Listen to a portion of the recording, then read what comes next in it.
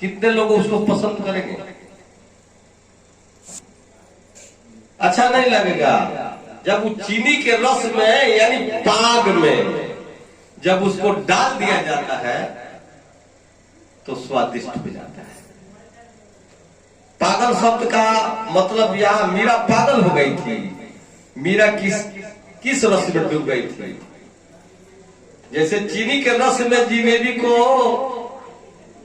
तेल से निकाल करके अगर किसी को डायरेक्ट दिया जाए तो अच्छा नहीं लगेगा, लेकिन वही चीनी के रस में डुबा करके तेल में से छान करके चीनी के रस में डुबा करके अगर किसी को दिया जाए तो बहुत स्वादिष्ट लगेगा, लेकिन सीधे तेल में से निकाल करके जिलेबी किसी को दिया जाए तो अच्छा नहीं लगेगा।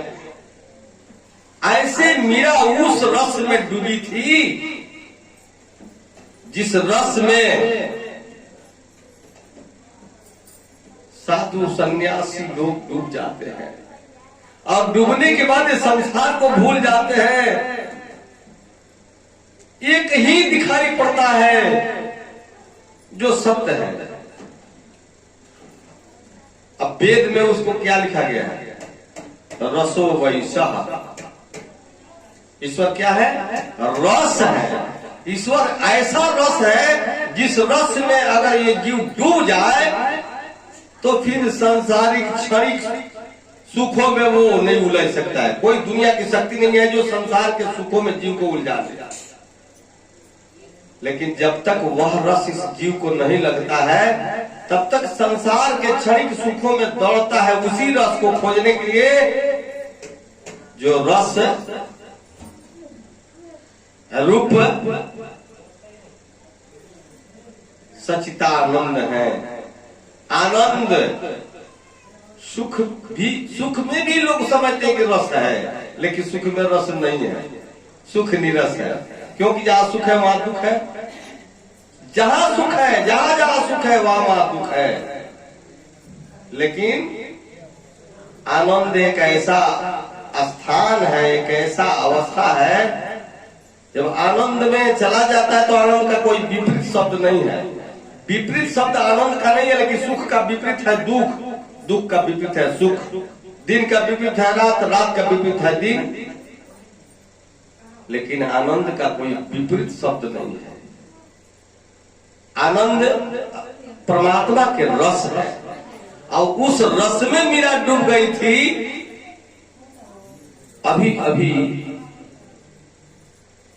मीरा पागल हो गई थी। पागल जो पाग में डाल दिया जाए वो पागल है, और जो पाग में न हो वो नीरस है। और संसार क्या है? बुद्ध को राजा सम्राट के लड़का थे, लेकिन संसार उनको नीरस दिखाई पड़ा और संसार को छोड़ करके राजपाट, महल की सुख, पत्नी, ऐश्वर्य सब छोड़ करके निकल गए। हम लोग भगवान के मंदिर में जाते हैं तो भगवान से मांगते हैं कि हे भगवान हमको धन दो, हमको पुत्र दो, हमको सुंदर पत्नी दो, हमको सुंदर पति दो। संसार के यही सुख मांगते हैं, लेकिन बुद्ध के पास ये सब कुछ भरा हुआ था।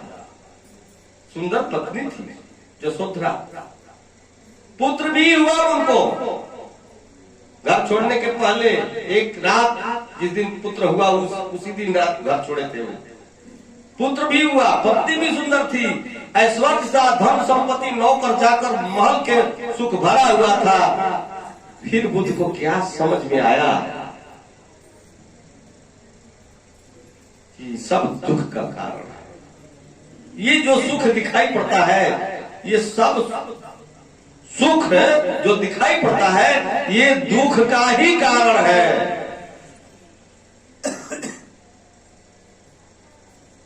परमात्मा जब किसी जीव से प्रेम करते हैं तो सारे सुख छीन लेते हैं। जैसे ध्रुव का, जैसे प्रहलाद का, जैसे मीरा का। अभी इस पर हम बाद में बात करेंगे।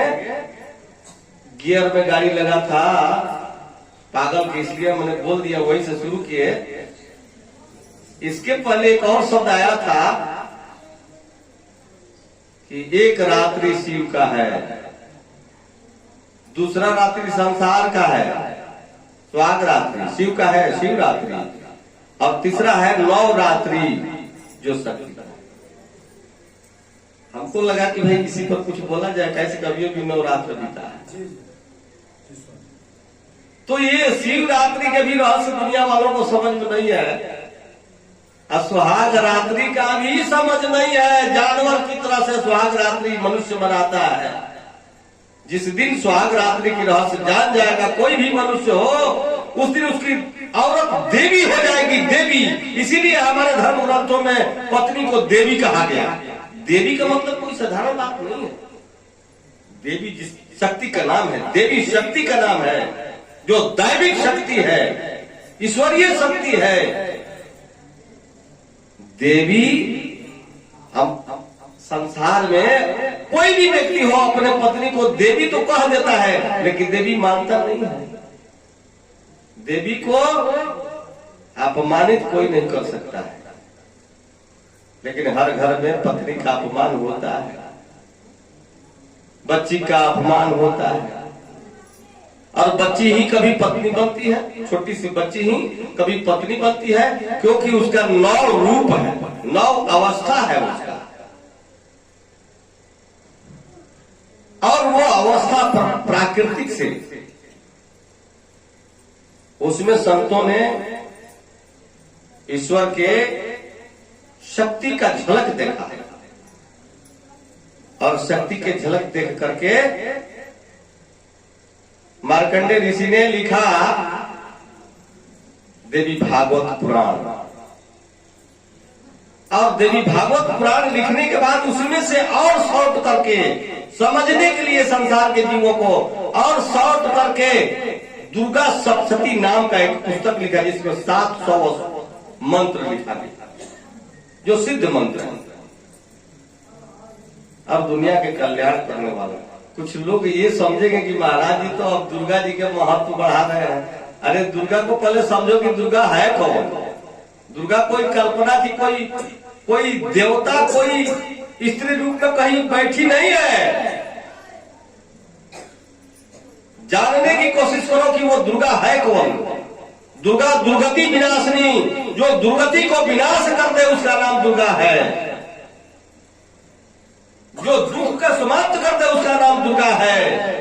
दुर्गा कोई कल्पना की कोई स्त्री बैठी नहीं है कहीं, क्योंकि ये दुर्गा सप्तशती का रचना मार्कंडेय ऋषि ने किया देवी भागवत पुराण से उठा करके, और देवी भागवत पुराण का रचना मार्कंडेय पुराण से उठा करके किया उन्होंने। दुर्गा है, दुर्गा दुर्गति विनाशिनी। दुर्ग कहा जाता है किला को, महल को, और एक महल है जो 7 मंजिल है महल, और वो 7 मंजिल का महल तेरा शरीर है, मानव शरीर, जिसमें मूलाधार स्वादिष्ठान मणिपुर हाथ विशुद्धा आज्ञा चक्र सुन चक्र, यानी 7 चक्रों की महल है। इस दुर्ग का संभालना और इस दुर्ग का ढहा देना दुर्गा का काम है। ढहाना भी दुर्गा का काम है और संभालना भी दुर्गा का काम है। अगर इस 7 महल के दुर्ग में कोई दैत्य, कोई राक्षस निवास करता है तो दुर्गा उसका विनाश कर देती है, उस राक्षस का। अगर उस महल में कोई संत महात्मा रहता है तो उसका कल्याण कर देती है।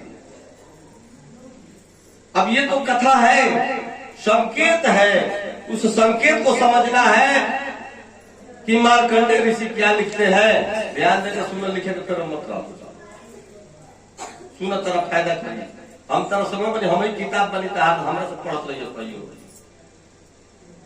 अब वचन तरह के देते नहीं, हत्ता लोग के सामने एगो दूगो गवाही ना तरह का ना छोड़े हो संगे रखे। हत्ता लोग के सामने को तू हमरा के छोड़ दिया, हम तरह के छोड़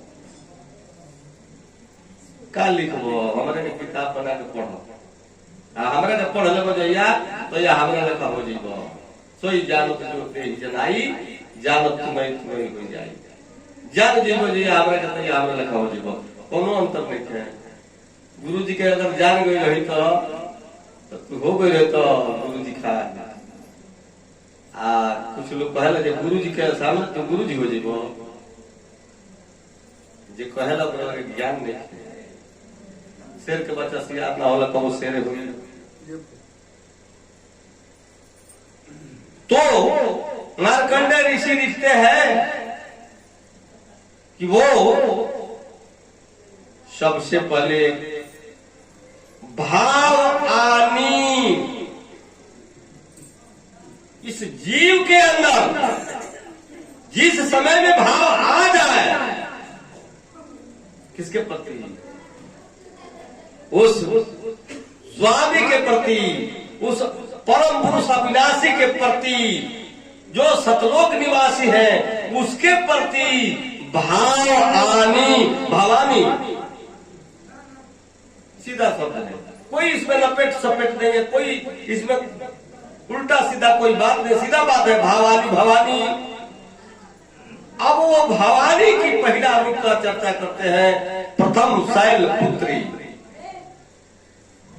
इस जीव के अंदर भाव आए, पहले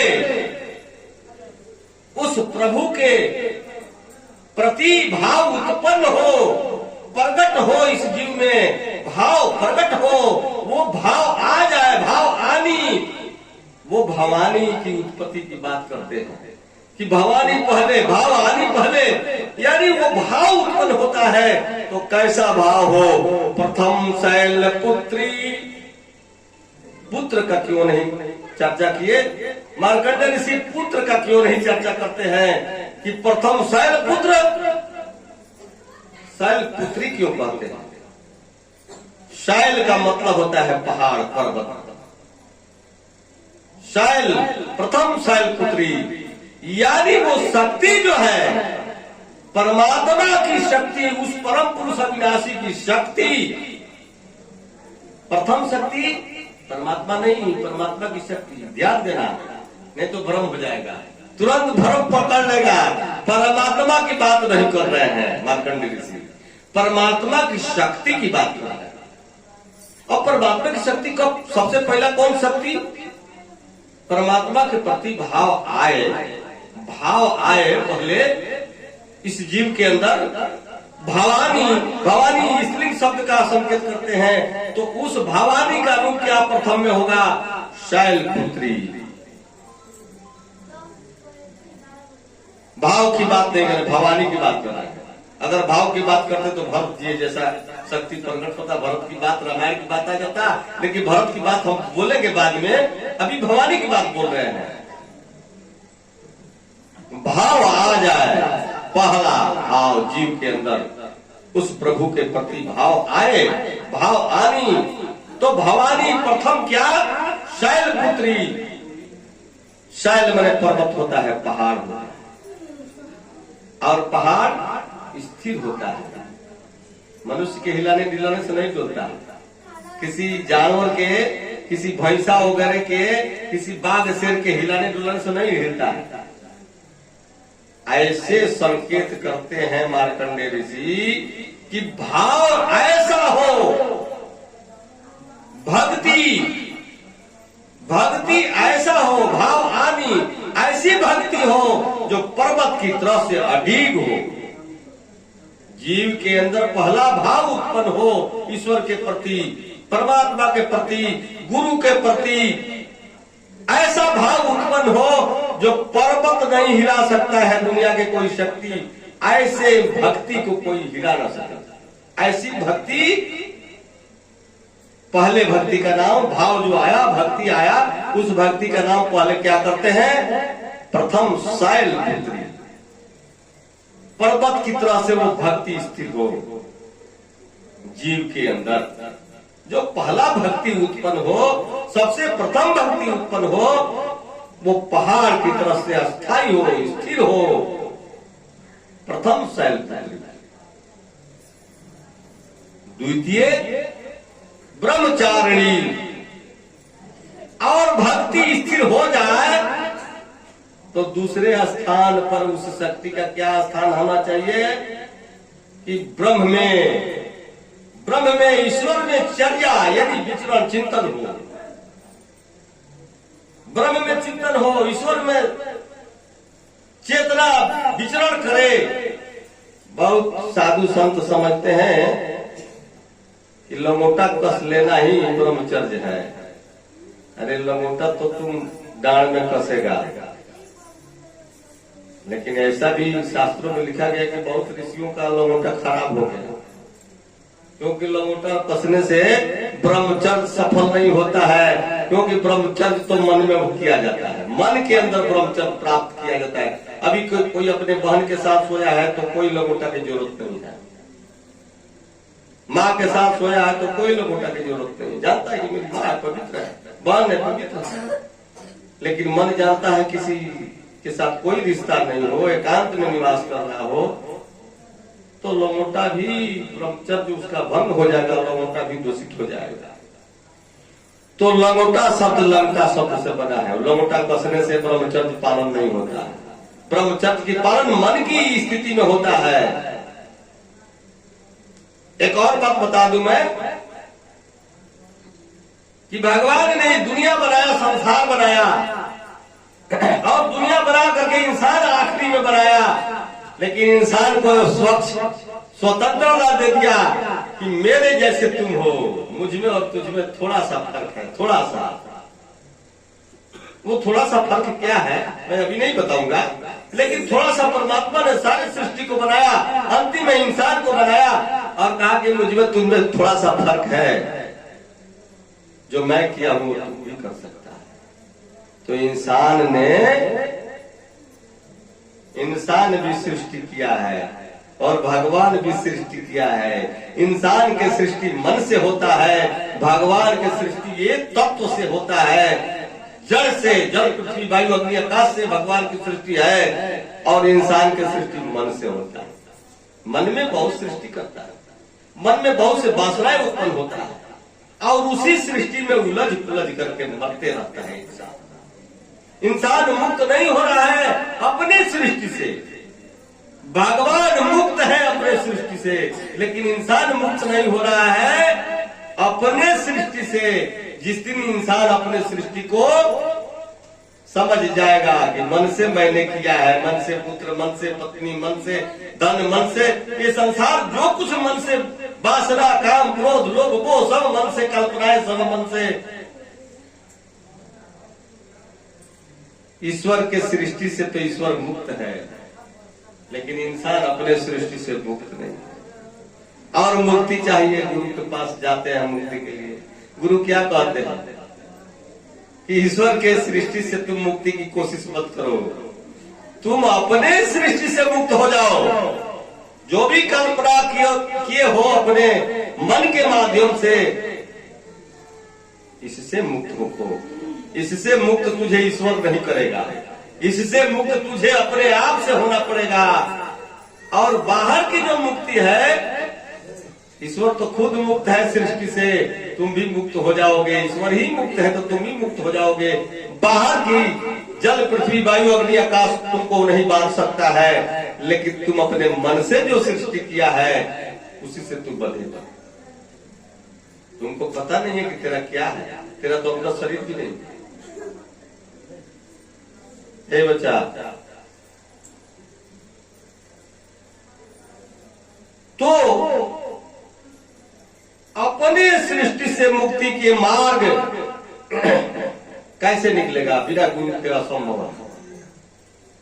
कई जन्म से अपने ही बंधन में फंसा हुआ जीव है, अपने ही बंधन लगाया हुआ।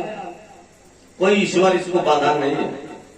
अगर कोई भी साधु सन्यासी महात्मा कहे कि ईश्वर जीव को माया में डाल दिया है, तो वो साधु अज्ञानी है। ईश्वर काहे लिए किसी जीव को माया में डालेगा?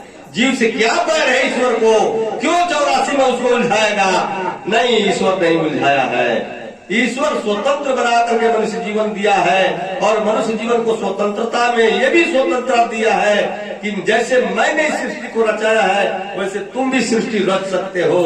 और मनुष्य आकर के अपने ही रची हुई सृष्टि में उलझाऊंगा जो मन से रच दिया। मार्कंडेय ऋषि क्या लिखते हैं?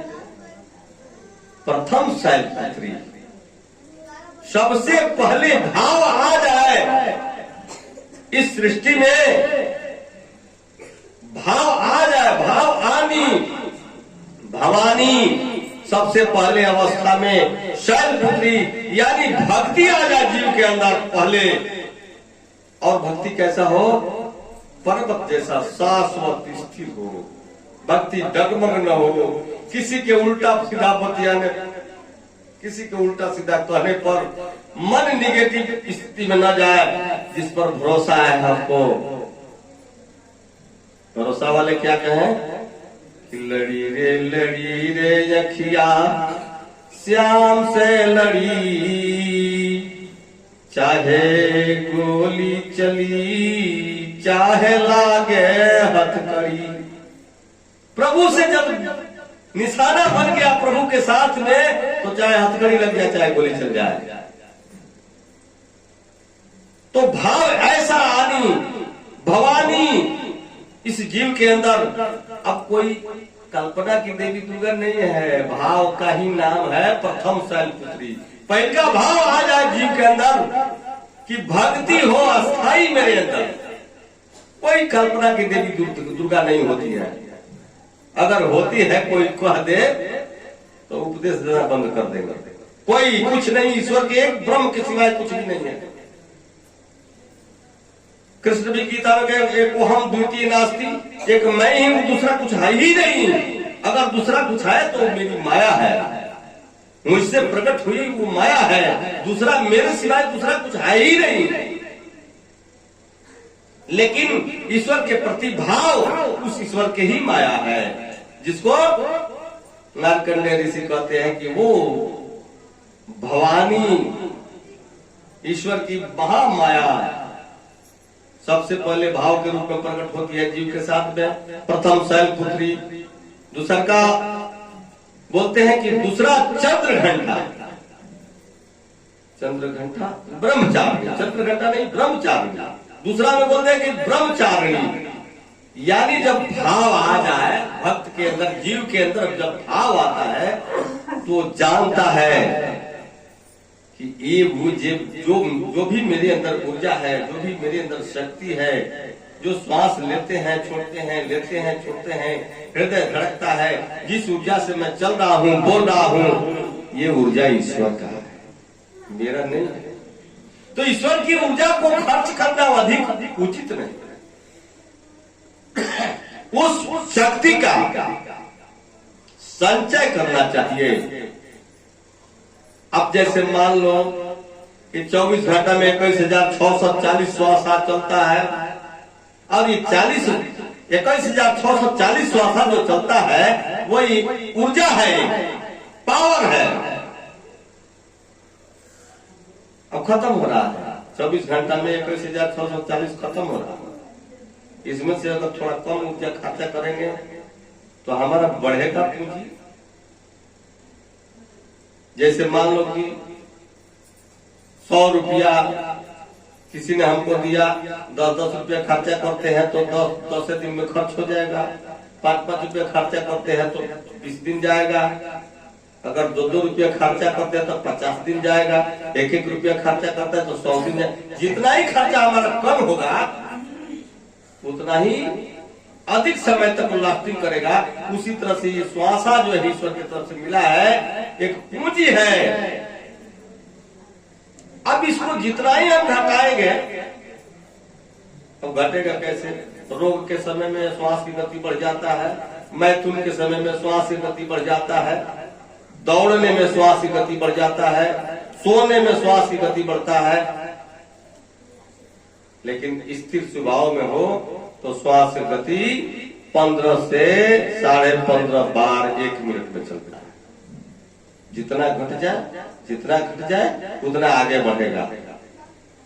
तो इसको संचित करना, इसको बचाना, ये जो श्वासा मिला है ब्रह्म के तरफ से मिला है, ईश्वर की तरफ से मिला है, और उस ब्रह्म के तरफ से जो पूंजी मिला है उसको बचाना ये ब्रह्मचारी का विषय है।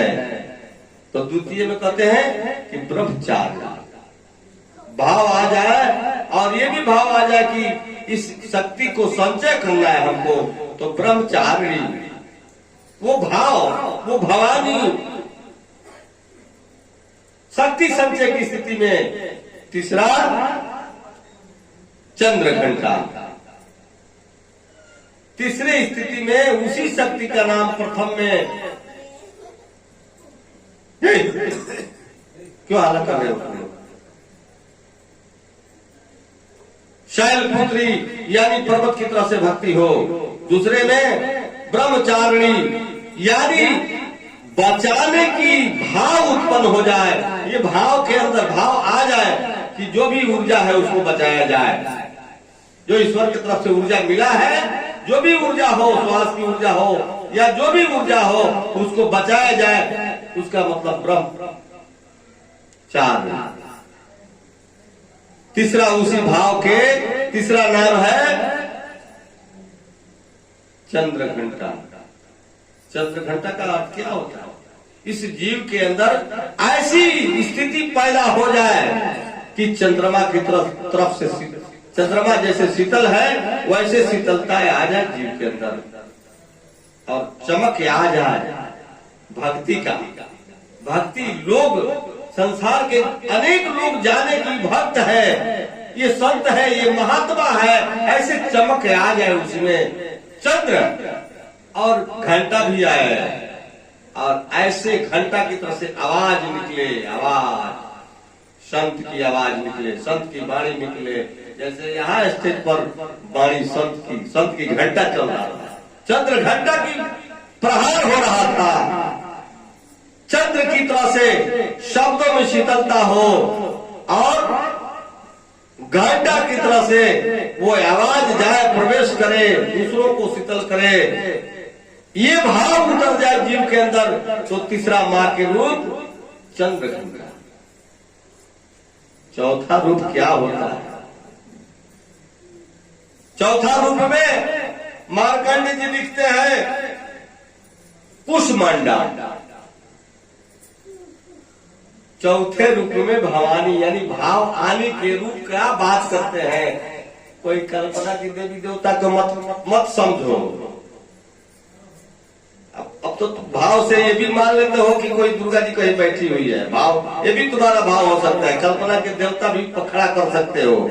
नहीं, जीव के अंदर भाव की बात हो रहा है। मार्कंडेय ऋषि उस जीव की भावना की बात कर रहे हैं। ये भावना है, जागी रही भावना जैसी प्रभु मूर्ति लिखित ऐसी। गोस्वामी जी लिखते हैं कि भाव से भगवान की मूर्ति बनता है। जागी रही भावना जैसी प्रभु मूर्ति निरखित ऐसी। गोस्वामी जी लिखते हैं कि भावना से प्रभु की मूर्ति प्रकट होता है, उसी तरह से भावना से भी देवी की मूर्ति प्रकट होता है। कोई देवी वो भी काली पीली कुछ नहीं है। ये भाव की बात मार्कंडेय ऋषि लिख रहे हैं। अब वो भाव चौथे स्थिति में, ये तीन स्थितियां हैं तमस की, तमोगुण की स्थितियां है। प्रथम शैलपुत्री, द्वितीय ब्रह्मचारिणी, तृतीय चंद्र घंटा। ये तमोगुण की स्थिति है। जीव के अंदर ये तीन गुण होता है, रजोगुण, तमोगुण, सत्वगुण। और ये तीनों गुण मनुष्य के अंदर तीन तरीके 9 भाव प्रकट करते हैं। 9 तीन गुण है और एक गुण के 3 व्याख्या होता है। तो 3 तरीके 9 भाव प्रकट करते हैं। पहला भाव ये रजो तमोगुण की 3 है। अब रजोगुण की भाव प्रकट करते हैं। कुष्मांडा, कुश शब्द पर ध्यान देना है। कु, उष, मंडा, 3 बात है। उषरता की बात है बीच में, कु की बात है जैसे कुविचार, कुकर्म। कु माने अच्छा नहीं हो, जो मल के साथ हो, जो गंदगी के साथ हो, तो वहां शब्द क्या है? कुष्मांडा। कु उषरता है, ऊर्जा है, लेकिन वो ऊर्जा पवित्र नहीं। ऊर्जा वो मिला हुआ मिश्रण ऊर्जा है। कुष्मंडा, मन के साथ जो उसरता है, कुष्मंडा यानी मन के साथ जो उसरता है, जो पावर है, जो एनर्जी है मन के साथ, वो एनर्जी निर्मल नहीं है। कुष्मंडा मिला हुआ है, मिला हुआ, अच्छा और बुरा दोनों स्थितियों में वो उसरता है। ये भाव चौथा भाव है कि जीव के अंदर, अभी जीव के अंदर निर्मलता नहीं है। जैसे गोस्वामी जी लिखते हैं रामायण में कि भूमि परत भाव डाबर पानी, जनु जीव ही माया लपटानी। आकाश से पानी गिरता है तो स्वच्छ रहता है, लेकिन मिट्टी जब पृथ्वी पर गिर जाता है वो पानी, तो मिट्टी से मिल करके वो निर्मल नहीं होता है, मल से भर जाता है। मिट्टी के साथ वो निर्मल नहीं रहता है। आकाश में मिट्टी से मिलने के पहले तो निर्मल रहता है, लेकिन मिट्टी पर गिरते ही डाबरा हो जाता है। डाबरा माने गंदा हो जाता है। भूमि पर ढाबर पानी, जन जीव ही माया लपटानी। उसी तरह से जीव जब आता है तो इस रज बीज में प्रवेश करने के पहले स्वच्छ होता है, लेकिन जैसे माता पिता मिलते हैं, जैसे विचार और संभावना माता पिता के होता है, वैसे माता पिता के ब्लड के रिलेशन में जब उतरता है तो वो भी गंदगी से भर जाता है। जैसे आकाश से पानी गिरता है तो मिट्टी पर गिर करके गंदा हो जाता है। भूमि पर ढाबर पानी, जन जीव ही माया लपटानी। माया जिस तरह से जीव को मलिन कर देती है, उसी तरह से जीव आता है ब्रह्म से बिछुड़ करके, तो जीव माया के साथ मिलकर के मलिन हो जाता है। उसी तरह से इस जीव में मलिनता है। चौथा अवस्था भवानी के चौथा जीव का अवस्था है कुष्मंडा। कुशलता, मन से मिलन, तीन स्थिति है, पवित्र नहीं है और मन के साथ मिला, कुष्मंडा। ये अवस्था जीव के अंदर होता है, कुष्मंडा। चौथा कुष्मंडा। पांचवा में क्या मार्कंडेय जी ऋषि लिखते हैं कि पांचवा स्कंद माता। ये लिखल बहुत बड़ा दूंगा सप्तती पढ़ल, तुम ही बताओ। तारा सब पूछता है तू बोलिए गलती बोलत हो करता, तू तो बुझल जे गुरु जी के कुछ मालूम नहीं है। सब तंत्र मंत्र की गलती काटी ले झूठों के। अगर दुर्गा सप्तती के बात बतावे लोग है तो गलती हो तो बोली है जल्दी। गुरुओं में गुरु जी के गलती होगा तो गुरु चला बढ़िया होला तो गुरु जी की गलती काटला। बाकी गलती हुई तो अभी ना गलती की गलती काटी तो नरक हो जाएगी। ये जान ली जरवाओ तो गुरु जी सही कहत हो कि चलवा झूठो के गुरु जी के गलती काट तो नरक हुई। अगर सही चला हो तो गुरु जी गलती बोलत है तो बोल दीजिए गलती रो बोल दे तो नरक ना हो। क्या तो गुरु जी ढोंगी बड़े पोखंडी बड़ा झूठो के डरवाओ तरह धमका होता रहा तो बोली तो दुर्गा सप्तती के बड़ा मंत्र तंत्र को लोग समझा। चौथा में स्कंद माता, पांचवा में स्कंद माता। स्कंद का अर्थ होला कि भाव के अंदर द्वैत खत्म हो और वाइब्रेशन हो, जीव के अंदर वाइब्रेशन हो। ये जड़ से छूट करके चेतन की तरफ उसका वाइब्रेशन हो और दुविधा समाप्त हो जाए, द्वैत समाप्त हो जाए। स्कंद दुविधा समाप्त हो जाए, जीव के अंदर से दुविधा समाप्त हो जाए, ऐसा भाव उठे। तीसरा पांचवा स्कंद माता की छठवा कत्यायनी। ये बोलत जी हेलो कहीं गलती बोलत तो बोली हेलो जरूर गुरु जी गलती बोल दी को बहादुरी ना बोले सुन ले बढ़िया चला होकर के कहले गलती के बोलत होगा तो गलती तो रोका है। कत्यायनी अध्यात्म कहता है कि तीन शक्तियां हैं, जो तीनों शक्तियों की अपना अपना स्थान है। वो तीन शक्तियां क्या है? 3 है, 6 है और 9 है।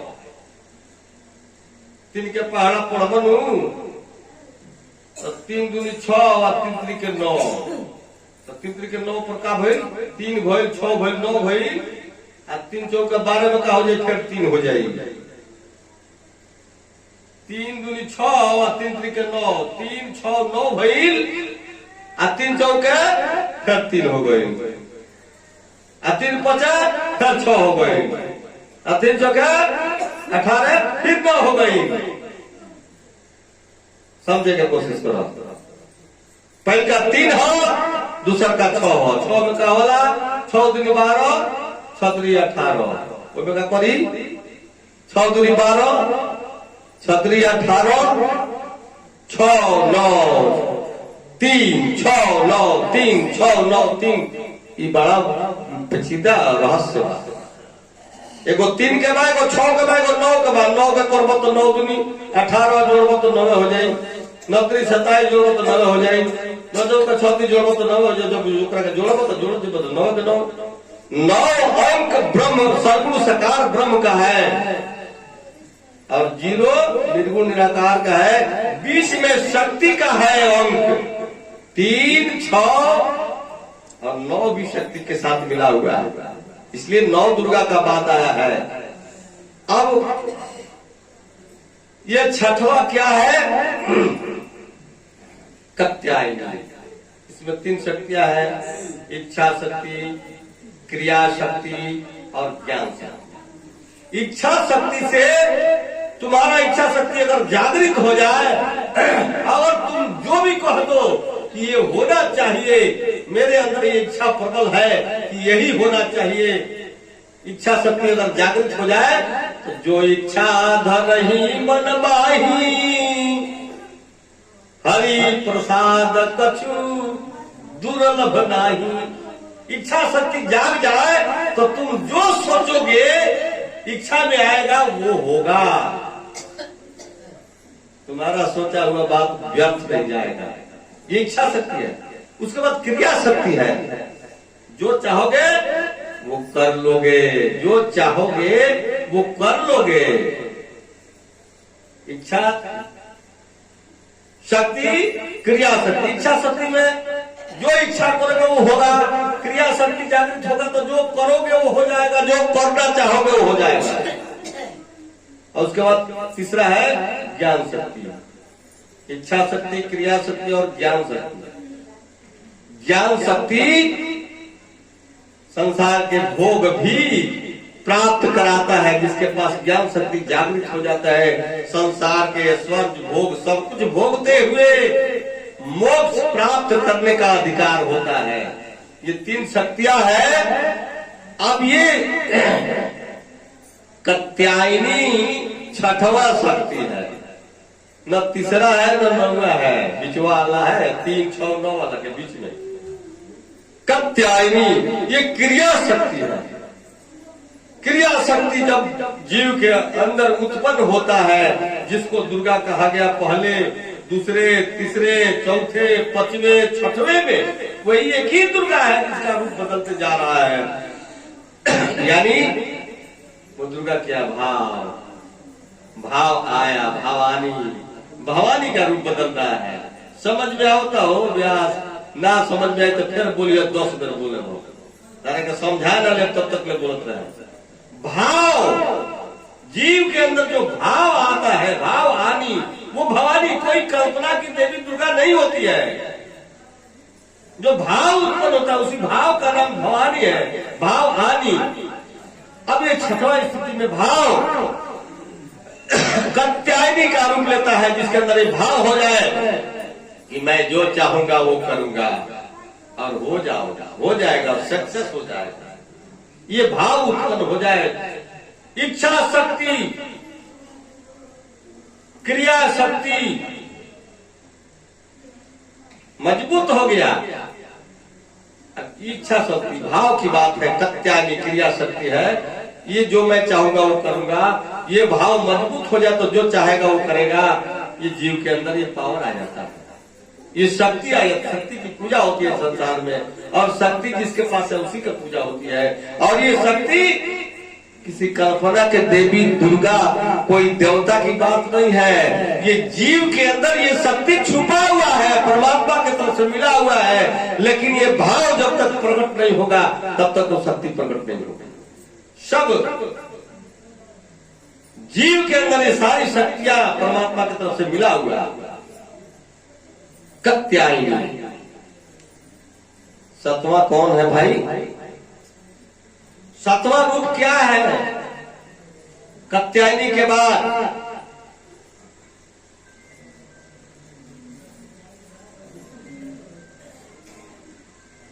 काल रात्रि। काल रात्रि, काल में समय होता है, रात्रि में अंधकार होता है।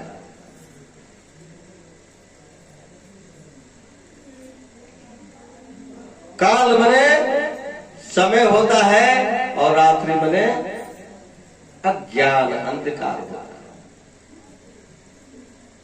सतवां काल रात्रि।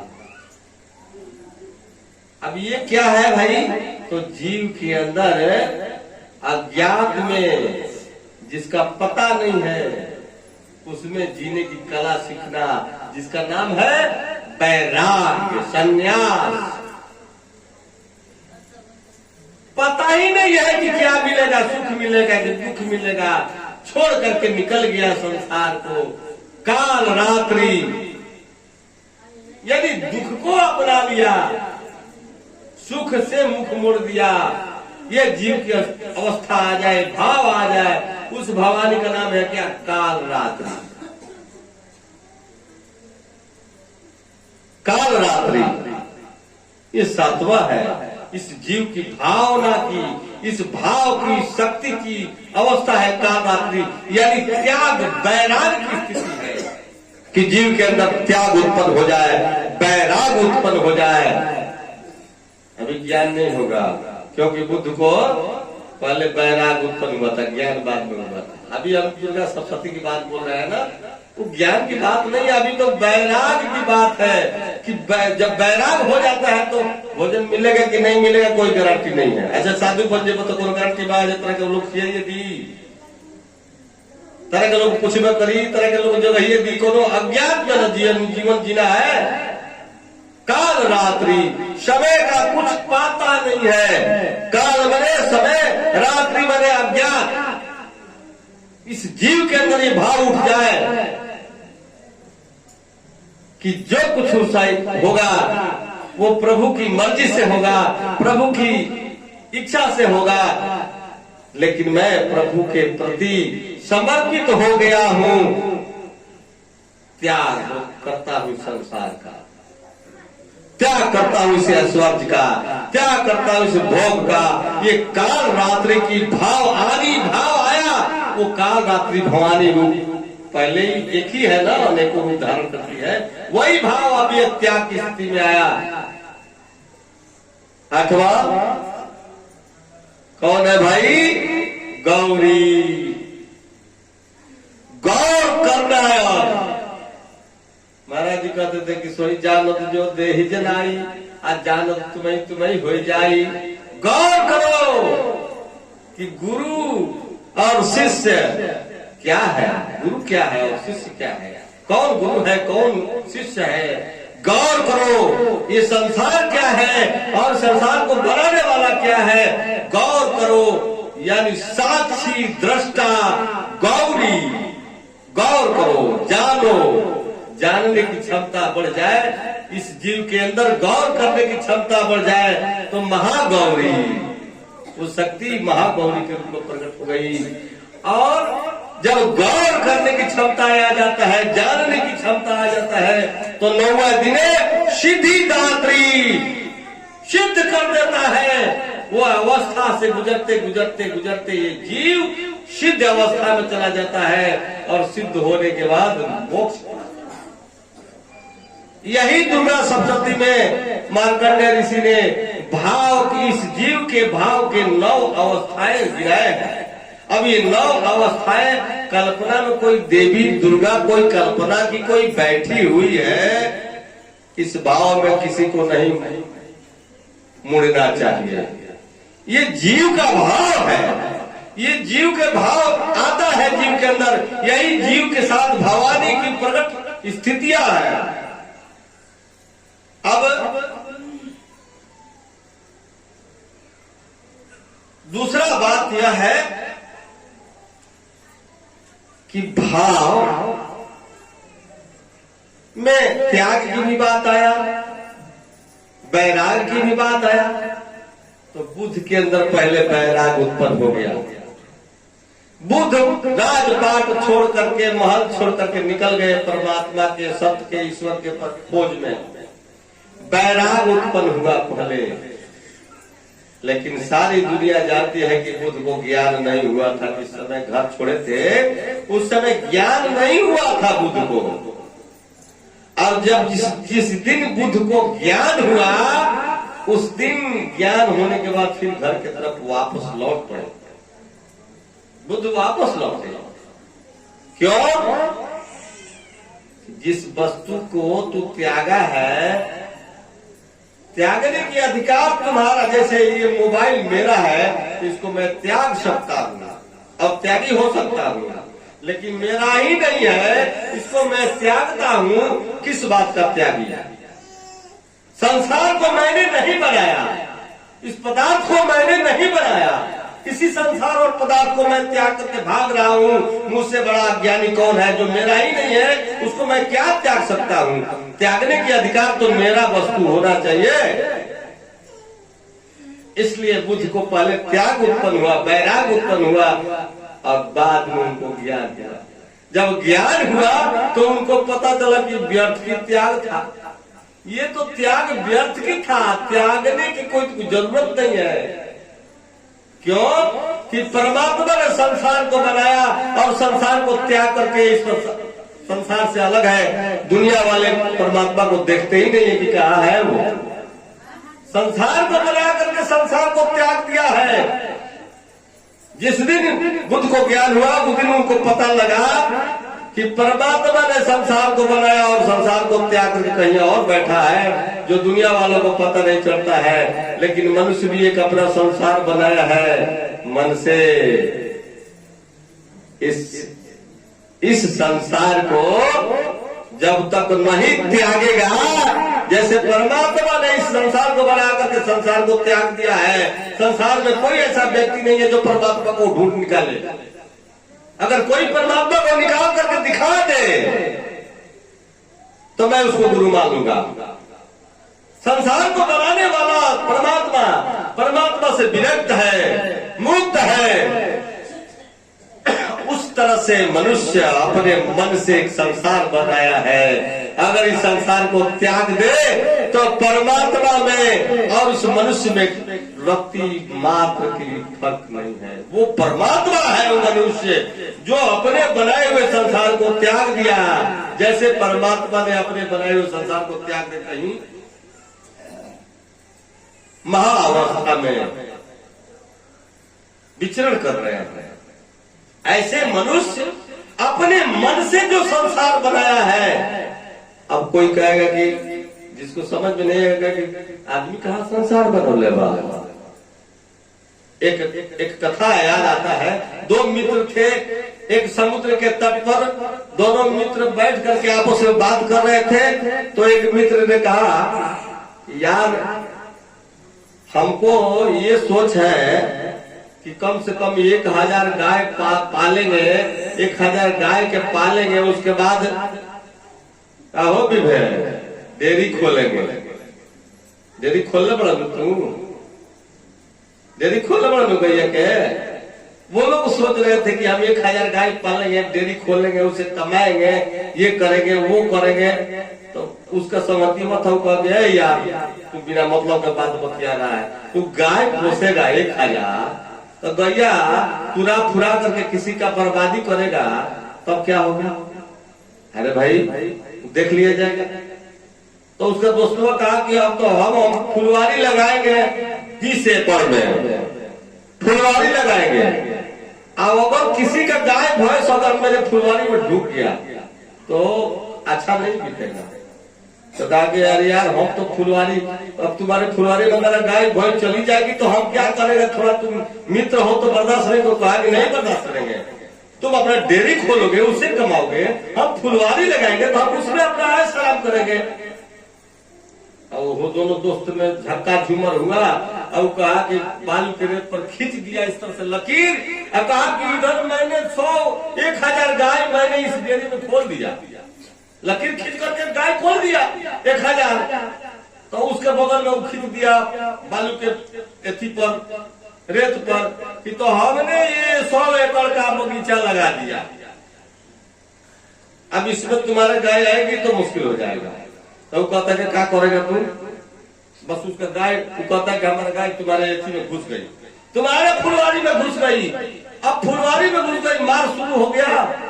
और दोनों मित्रों में ऐसा भयंकर मार हुआ कि दोनों का कपार फट गया। अब देख लो, ना वहाँ फुलवारी है, ना वहाँ डेयरी है, ना वहाँ गाय है, लेकिन मार शुरू हो गया। यही है मनुष्य का बनाया हुआ दुनिया। परमात्मा का बनाया हुआ दुनिया में कोई झमेला नहीं, लेकिन मनुष्य के बनाए हुए दुनिया में झमेला है। इसलिए मनुष्य जिस दिन अपने बनाए हुए दुनिया को मिटा देगा उसी दिन मोक्ष प्राप्त करेगा। परमात्मा तो खुद मोक्ष में है, दुनिया बना करके परमात्मा मोक्ष में है। और एक बात और मैं बता दूं कि ज्ञान भय से नहीं होता है। मैं अपना अनुभव बता रहा हूं, ज्ञान भय से नहीं होता है। बुद्ध को भय था कि लड़कपन बीत जाएगा, बुढ़ापा आएगा, बुढ़ापा आएगा तो रोग पकड़ेगा, रोग पकड़ेगा तो मृत्यु होगा। यही तो कहानी है भाई बुद्ध के जीवन में। तो इस जीवन में बुढ़ापा आएगा, रोग पकड़ेगा, मृत्यु आएगा, इससे बचने का क्या उपाय है। सन्यासी को देखकर कहा कि सन्यासी के पास समाधि लगाने की ज्ञान है तो इस सब रोग से वो बच जाएगा। तो सन्यास ग्रहण कर लिए। बुद्ध ने सन्यास क्यों ग्रहण किया? भय से, भय से। और भय से कभी ज्ञान प्राप्त नहीं हो सकता। ये सिस्टम है कि कभी भी भय से ज्ञान प्रकट नहीं होगा। और बुद्ध भय से बैराग को उत्पन्न हो गए, बैराग उनके अंदर आ गया और संसार छोड़ करके राजमहल छोड़ करके निकल गए। लेकिन जिस दिन बुद्ध को ज्ञान हुआ उस दिन बुद्ध को ये भी पता चला कि ज्ञान होने के बाद संसार छूट जाता है, लेकिन ज्ञान के पहले संसार को छोड़ना बहुत कुछ गवा देने जैसा होता है।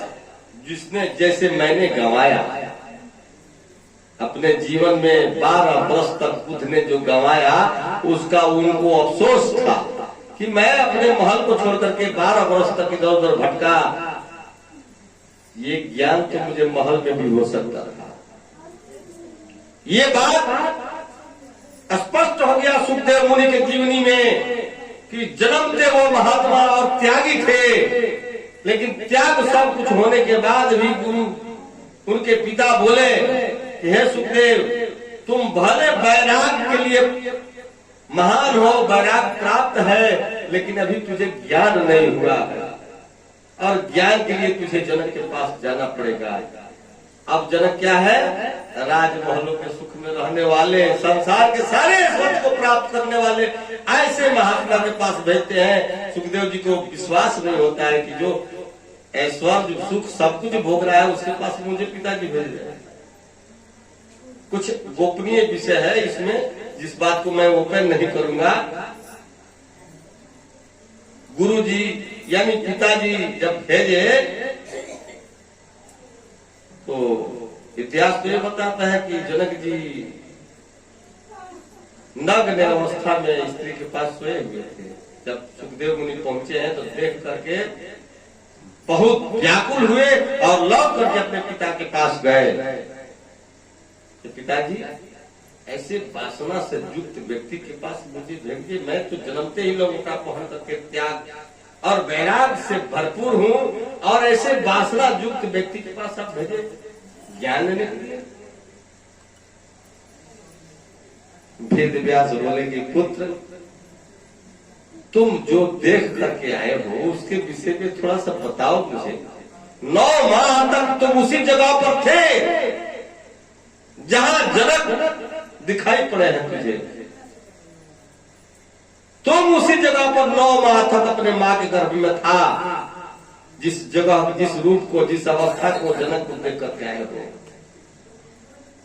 बहुत अटपटांग बात था। जनक नग्न अवस्था में स्त्री के साथ थे और सुखदेव मुनि देख करके वहां से दौड़े अपने पिता के पास, लौट करके कपार ठोकने लगे, ऐसे घृणित जगह पर मुझे भेज दिया। वेद व्यास ने पूछा, तुम 9 मास तक उसी जगह पर रहा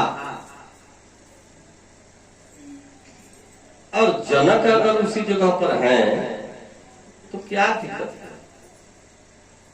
तू अगर निर्मल है तो जनक भी निर्मल हो सकते हैं।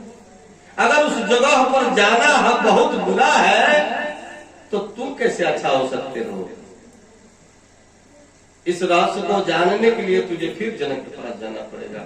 ये थोड़ा सा साधुओं के लोकमत, वेदमत, संतमत और गुप्त मत की बात है, उस बात पर प्रकाश नहीं डालेंगे। भोग और जोग, जब तक भोग को नहीं समझोगे पुत्र, तब तक तुम जोगी नहीं हो सकते हो। क्योंकि भोग और जोग एक ही सिक्का के 2 पहलू है। जैसे 1 रुपीज और भारत, एक सिक्का में लिखा हुआ था। अगर भारत को पकड़ना है तो 1 रुपीज को छोड़ना पड़ेगा हमको। हम 1 रुपीज ही पकड़ना चाहते हैं, भारत नहीं पकड़ना चाहते, वो संभव है?